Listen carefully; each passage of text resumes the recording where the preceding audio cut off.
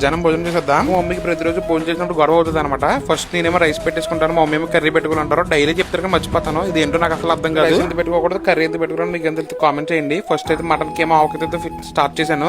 ఇది వచ్చేసి main fry అండి, మేకదే బేజా ఫ్రై అంటారు. ఇదే ఫస్ట్ టైం మా ఇంట్లో అయితే ఫస్ట్ టైం కుక్ చేయించుకున్నాను. మన హైదరాబాద్ లో నాకు బాగా నచ్చింది బేజా, అందుకే ఈ రోజు ఇంట్లో అయితే కుక్ చేయించుకున్నాను. ఇంకా నెక్స్ట్ ఐటమ్ నాటుకోడి కర్రీ అండి. మామూలు బాయిలర్ చికెన్ కానీ అలాంటివి తిన్నాను అనమాట. తింటే నాటుకోడి తింటాను, నాకు నాటుకోడి బాగా ఇష్టం. మంచి మొక్కయి గట్టిగా ఉంటే చాలా బాగుంటుంది, మంచి పీక్కుని తినొచ్చు.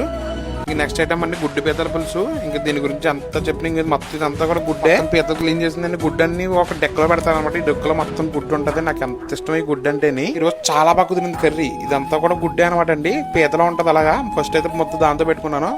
నెక్స్ట్ వంకాయతో పెట్టుకుంటున్నాను అనమాట. దీని తర్వాత అయితే బెండకాయ. అలా ప్రతి దాంతో అలా ఒక్కొక్క ముద్ద ఒక్కొక్క బయట ఎంజాయ్ చేస్తూ తింటాను నేను. పీతతోటి పీత గుడ్డుతో ట్రై చేస్తున్నాను అనమాట. అలా ప్రతి బయట నీట్గా ఎంజాయ్ చేస్తూ నాకు బాగా ఇష్టం. ఫుడ్ అంటే నాకు తెలుసు కదా అంత పిచ్చో.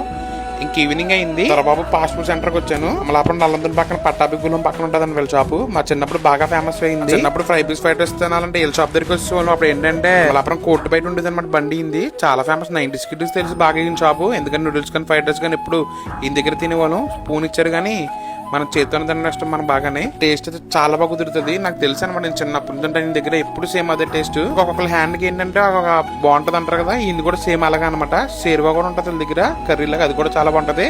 మీరు ఎప్పుడైనా ఒకసారి